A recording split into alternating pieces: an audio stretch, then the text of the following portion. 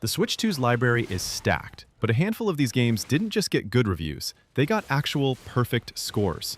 15 games that critics and players agree are as close to flawless as this generation gets. Let's go through them one by one.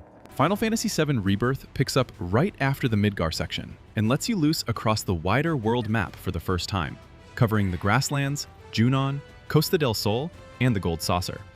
The open areas are dense with side content, chocobo variants, and Queen's Blood, the card game that ended up eating more hours than the main story for a lot of people. Combat builds on Remake's real-time action, with synergy abilities between party members, so fights feel more coordinated instead of just switching characters solo. The Zack Fair sections keep expanding the alternate timeline thread that's been running since the first game, and the Gongaga and Cosmo Canyon arcs give some of the cast real backstory that the original PS1 game only hinted at. On Switch 2, the game runs well in both docked and handheld, which matters a lot for something this long.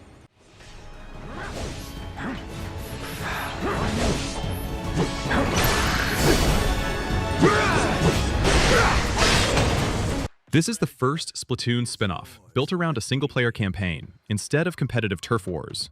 You play as a mechanic who crash lands on the Spearhalite Islands and teams up with Deep Cut to get home, while raiding for loot. Each expedition sends you out with one of the 3 Deep Cut members, riding along in an exploration bot, helping fight and dig up treasure. Loot from raids goes toward upgrading your gear and your hideout ship, so there's a real progression loop tied to repeat runs.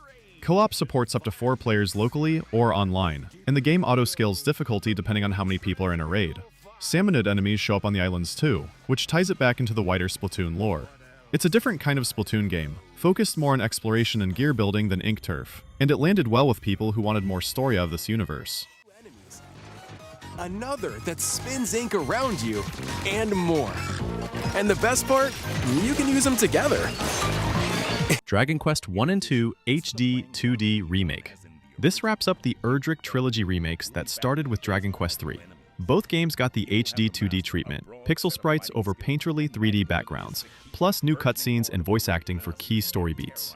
Dragon Quest I follows the lone descendant of Erdrick, tracking down the Dragon Lord and rescuing Princess Gwaelin, while Dragon Quest II jumps generations ahead with 4 heroes, including a newly added playable Princess of Kanik who wasn't in the original.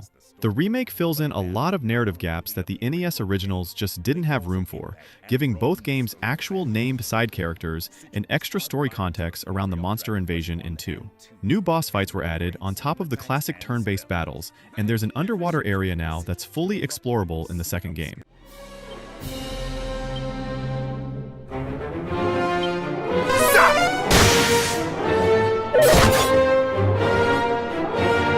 Lies of P Complete Edition.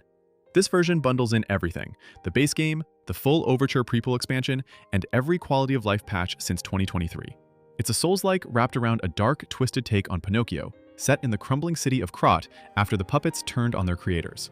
You play P, a puppet capable of lying, hunting for Geppetto while fighting off rogue automatons with a customizable weapon system that lets you mix and match handles and blades. The Overture DLC is a prequel that goes back before the Puppet Frenzy and adds new weapons, Legion arm tools, and some tough new boss fights. Plus, it fleshes out characters who were mostly background figures in the base campaign. New difficulty and challenge modes were added specifically for this release too. On Switch 2, it runs smoothly with fast load times, which is impressive for something this dense running portably.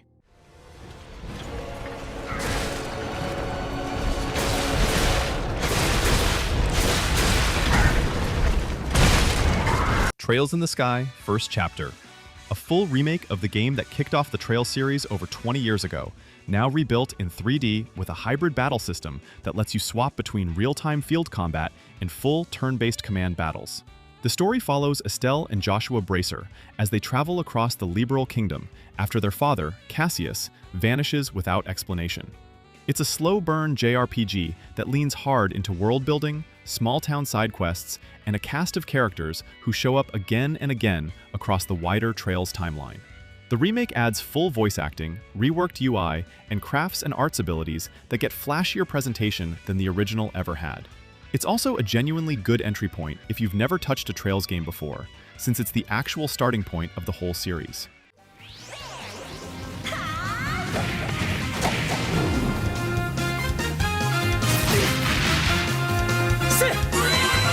Hades 2 moves the setting to the Underworld's twin, following Malinoe, sister of Zagreus, as she fights her way up from the underworld toward Olympus to take down Kronos.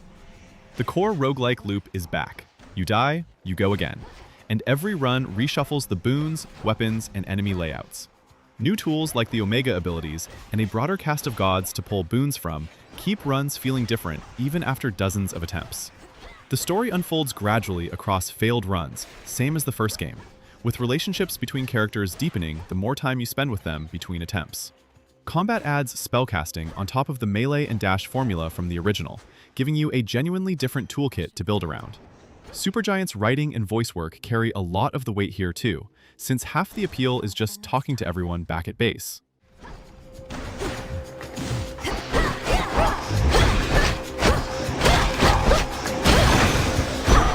A soul tonic. Final Fantasy Tactics: The Ivalice Chronicles, a remaster of the 1997 Tactics classic, now with full voice acting, reworked menus, and 2 ways to play: the enhanced version or the original classic mode untouched. The story follows Ramza Beowulf during the War of the Lions, a political conflict that pulls in his childhood friend Delita and spirals into a much bigger conspiracy involving religion and power in Ivalice. The job system is still the backbone of the whole thing. Over 20 classes to unlock and mix abilities from, so you can build units that carry skills across multiple jobs. New features like tactical view and adjustable battle speed make the actual turn-based battles less tedious to get through on repeat playthroughs. It runs at a clean 60 frames per second on Switch 2 in both docked and handheld modes, with sharper resolution than the base Switch version.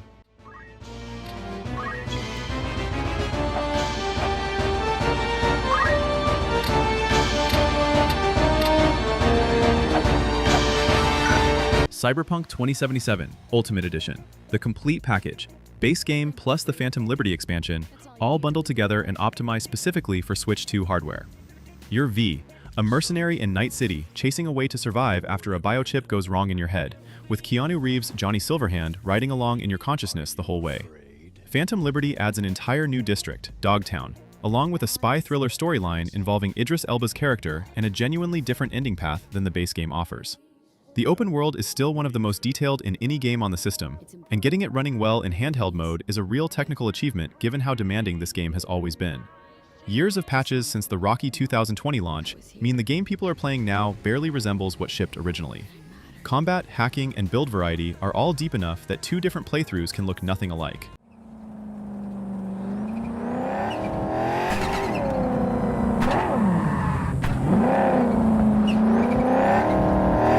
Pragmata, Capcom's new sci-fi IP, years in the making, finally out.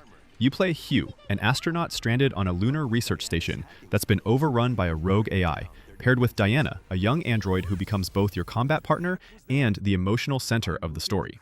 The gameplay loop is built around splitting your attention. Hugh handles shooting and movement, while Diana hacks enemy armor plating in real time through a grid-based puzzle system, all happening while bullets are still flying. It's tense in a way that's different from a normal cover shooter, since you're managing 2 separate inputs constantly. The story leans into slow burn mystery, told more through environment and atmosphere than exposition dumps, which fits the isolated, eerie lunar setting. It's a genuinely different concept for an action game, and after years of delays, it actually delivered. It means its attacks might be bigger. Well, why didn't you say that earlier?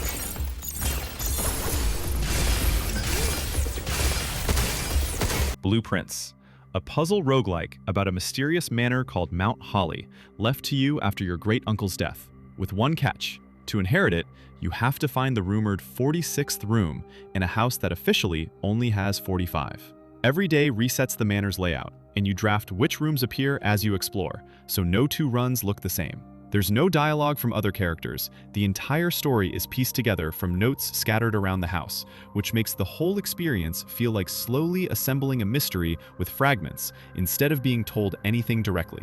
Finding room 46 isn't actually the end either. There's a lot more going on underneath the central puzzle once you start paying attention to the details. It's a game that rewards patience and note-taking more than reflexes, and it earned a reputation as one of the smartest puzzle designs in years before it even hit Switch 2.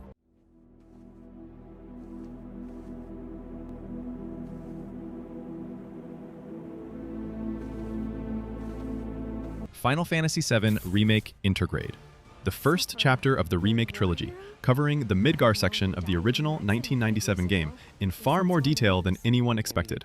Cloud, Barret, and Avalanche's fight against Shinra gets expanded into a full-length game on its own, with new characters, extended dungeons, and a much deeper look at life inside the plate before you ever leave the city.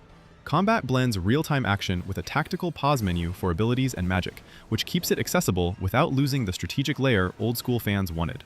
Intergrade folds in the Yuffie DLC episode, which runs alongside the main story and gives a different perspective on Midgar through a character who wasn't originally part of this section at all. The ending diverges hard from the source material too, setting up the alternate timeline stuff that Rebirth builds on directly. Now's our chance. Give it everything you've got.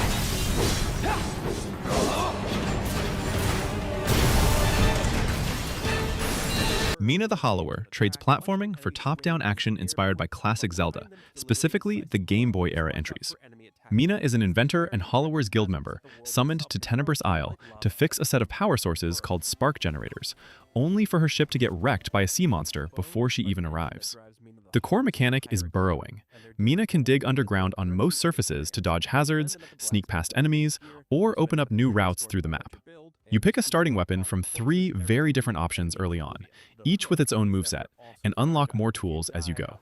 The whole thing is dressed up in deliberately authentic Game Boy Color-style pixel art with modern animation layered on top, so it looks retro without feeling dated.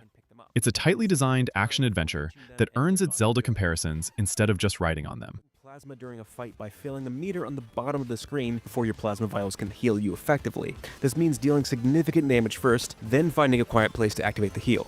It's Donkey Kong Bananza, Nintendo's first fully 3D Donkey Kong game, built around large-scale terrain destruction, letting you punch, smash, and tunnel through entire environments instead of just running across them. DK teams up with a young zinger named Pauline-adjacent companion character on a journey down through layers of the earth, chasing golden bananas while uncovering an underground world with its own factions and history. The destruction isn't just cosmetic either. It directly shapes how you solve puzzles and find secrets, since digging through terrain opens up paths that wouldn't exist otherwise. Boss fights lean into DK's strength fantasy hard, letting you rip apart the environment mid-fight to gain an advantage. It's a big swing for the character, moving away from the side-scrolling formula entirely, and it holds together as one of the more inventive 3D platformers to come out of Nintendo in a while.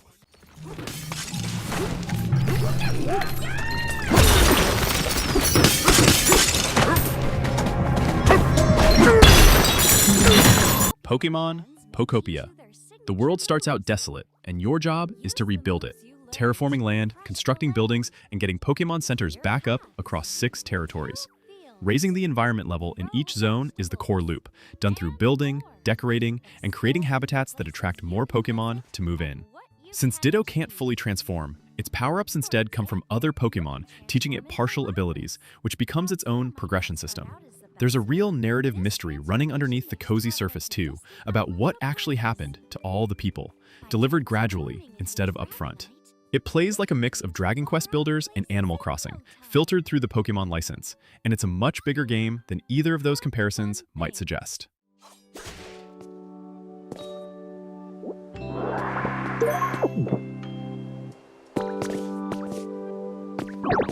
Resident Evil Requiem, the 9th mainline entry and the first Resident Evil built specifically with Switch 2 in mind alongside every other platform.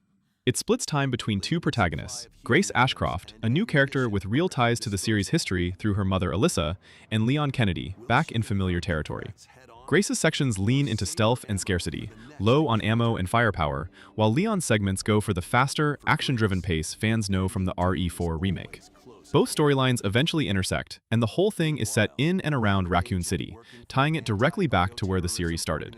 You can switch between first and third-person perspectives depending on how you want to play, and difficulty options range from story-focused, casual, all the way up to a classic mode where saving requires actual ink ribbons. Stance in close quarters combat. He can fire from a distance using handguns and rifles. Or that's it. Let me know in the comments which of these you'd actually rank differently, and if there's a game you think deserved a spot on this list that I left off. Thanks for watching.